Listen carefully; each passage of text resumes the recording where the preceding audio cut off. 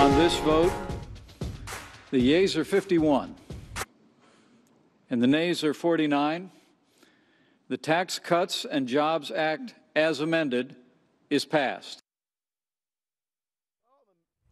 In the middle of the night, Congress passed, of course, the tax bill. Massive, massive tax bill. First overhaul of the U.S. tax code in 31 years. No Democrats voted for this. Only one Republican voted against it. The GOP, oh, they are so excited. But guess what? Many folks complained they had no chance to even read the bill.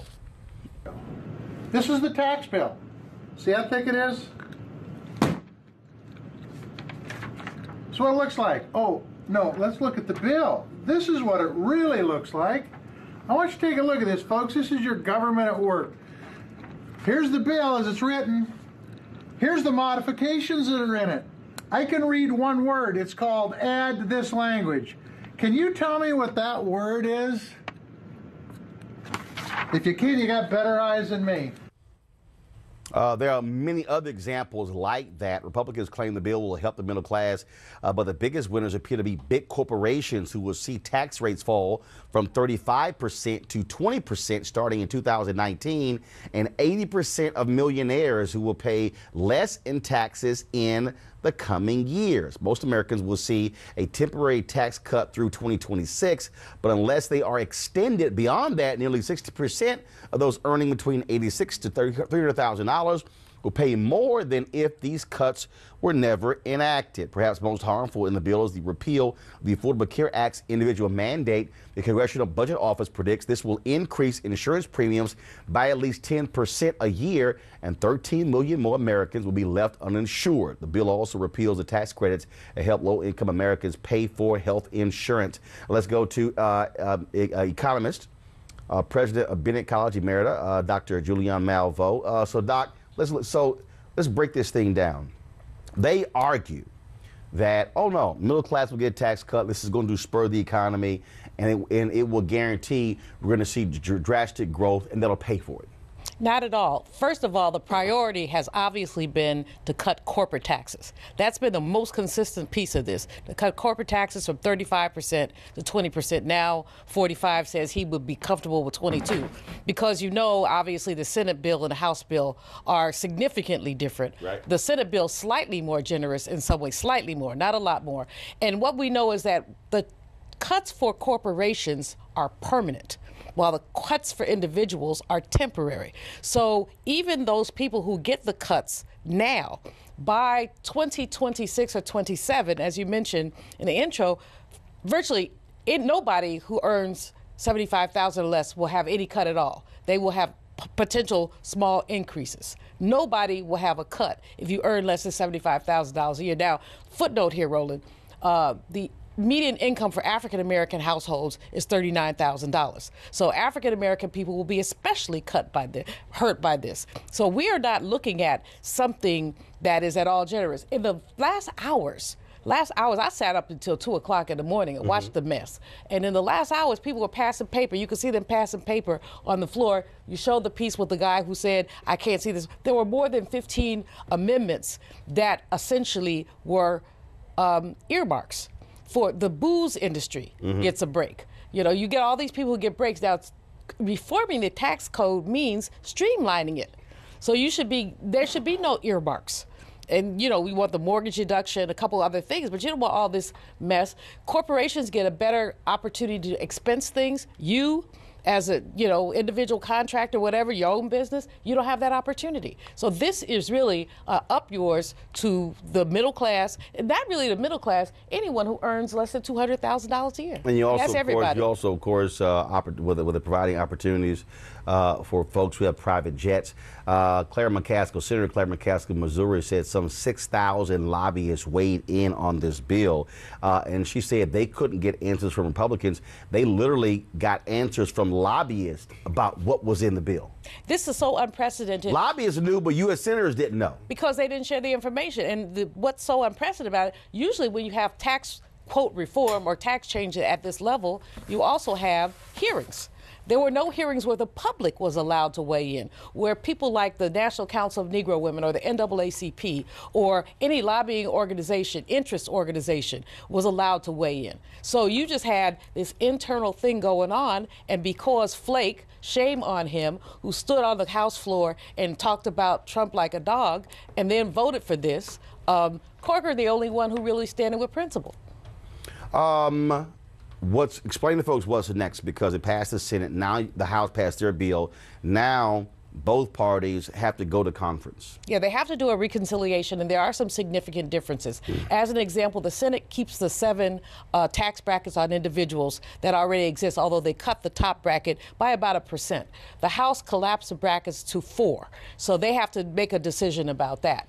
The House, as an example, took away the small deduction that teachers got for spending their own money on school supplies. The Senate doubled it from $250 to $500. The child tax credit, the House keeps lower, the Senate keeps it higher at about $2,000 per child. So there are a number of changes.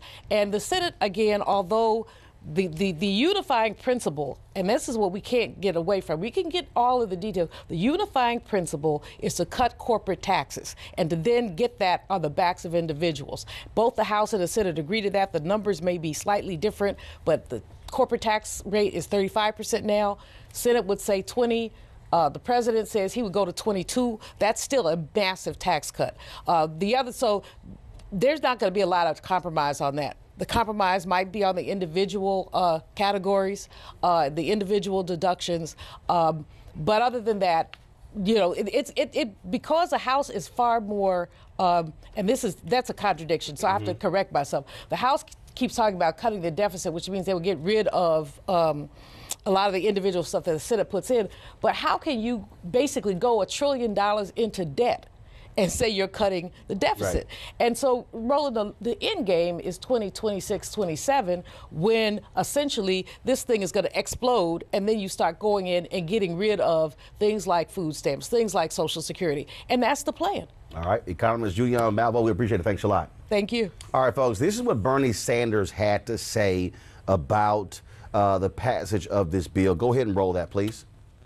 Trillions of dollars were stolen from the American people.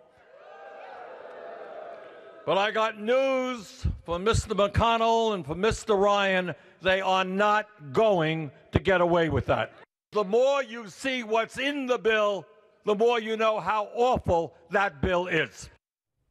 All right, folks, so let's talk about it with our panelists. I'm going to first start with Malik Boyd, host of Heart of the City Radio in Philadelphia. So, Malik, what do you make of this big mess we saw from Republicans? Well, this is the result of a businessman with very little political experience being elected. The truth is, when you have that kind of scenario, one and two things happen. Actually, both of these things are happening. He's going to focus on doing business. Right. And middle America is getting the business. And that's really what we're seeing here. Now, the other thing is, you know, elections have consequences. When the Democrats touted that, when Obama was in, right. You know, Republicans felt some kind of way. And what we're seeing is this extreme partisanship that's occurring. Until we figure out that level of partisanship, middle road Americans are going to suffer. No, this is not partisanship. The Republican Party is about power, and they exercise power, Lauren. So simple as that. Yeah, well, this is obviously a gift to their corporate donors. Their corporate donors are very upset, of course, that the Republican agenda is completely stalled. This is obviously a monetary gift to them. I mean, when you're repealing the estate tax in 2024, I mean, what else could that be about other than Republican donors? And so many of the tax changes, particularly in the House, are a reflection of that. It shouldn't be a surprise to anybody. This is a Republican bill. When they get it to conference, it will be interesting to see how they reconcile some of the decisions made on the House side versus the Senate side. The Senate side is actually you know, in conservative realms, a more moderate version. So people like Susan Collins and Bob Corker and Lisa Murkowski are going to have a bit of a challenge voting for a House type bill. Eugene, you're a Republican. Are you happy with this bill? I think it's a good start. I mean, look, I agree with Barack Obama when I say, look, we need tax reform at the corporate level. I agree with Hillary Clinton when we say we need tax reform at the corporate level. I think what the bills that we're seeing are good starts. We need a driver to spur economic growth. And one thing that we've seen with the Bush tax cut, what we saw with the Reagan tax cuts, that when you lower the pressure on business and free up capital to actually put it to work, you see actual economic growth. You see actual economic drivers. Where's the proof of that? Well, you see it in the boom in the 80s. We saw it in what happened and post 9/11 with the Bush tax cuts. So trickle down economics. Trickle down economics. Did it work? The supply side economics works. Did it work? Absolutely. When did it work? Post 9/11. Post 9/11. Post 9/11, we had the Bush tax cuts. Was Bill Clinton's economy, and that was driven by technology. The Bush tax cuts created a boom. The Bush tax cuts created one of the biggest wealth gaps in U.S. history. The Bush tax cuts created a boom. But when we're having a conversation around tax reform, you have to keep in mind a couple things here. One, 47% of this country does not pay a single dime in taxes. Secondly, this is true. This is true. Secondly, I mean, we currently have a tax code that's 90,000 pages long. I mean, literally, we could fill this entire studio with pages from the tax code. So we absolutely need streamline. We absolutely need tax reform, and we need economic growth. So I'm gonna bring in political scientist Chris Mitchell here. But Chris, you passed a bill, no hearings, no conversation, no discussion, no debate, no amendments being offered. They literally passed this in the dead of night and was still writing stuff, just dropping things into it. When you give a special credit to a school, to one school in America, how is this tax bill fair? Well, I don't know that the tax bill itself is fair. I do think that you need to start somewhere. Here's the problem for me relative to this. From the standpoint of the process that occurred here, it is abysmal. But what the Republicans were doing is Republicans realized very quickly that if they didn't get this passed now, what would happen is they would not be able to get it passed, largely because it is a very unpopular bill. So this was an issue of expediency. Now, as a small business owner, I'm going to benefit tremendously from it, and I think a lot of businesses are going to benefit from it. But that's about the extent as to where it goes. When you say unpopular, it's extremely unpopular. Yeah. Because, I'm talking about barely 20% of Americans support this tax bill. So Republicans love touting polls. So if that's the case, who the hell is this bill for? Well, it's for corporations. Right. And so, it's for their donors. I mean, it's obvious. It's for Republican donors. And business is for Republican donors of Americans. Right. We have to admit that, right? Right. But here's the thing. We cannot expect the businesses to receive the benefit of the tax code and then play by an honor code. No, but here's the deal, though. The CEOs have already made it clear. When we get these breaks, we are not giving that money to employees in wages. Oh, I'm not doing that. We are hooking up shareholders. That's my point. And so, I mean, just so folks understand. So when they say, oh, it helps workers, no, it doesn't. Weekdays on TV One. I will never lie to you. Oh, my God. Roland Martin. He doesn't want to talk to us. He wants to ignore us. Uncensored. Hell no. That ain't gonna cut it, boo. Unapologetic. No, that is fundamentally false. You are wrong. Unfiltered. He wants an America where we all look alike. He ain't talking about black people. Unrelenting. You better go work out, because you got a fight on your hands. NewsOne Now with Roland Martin. Weekdays at 7 a.m. on TV One.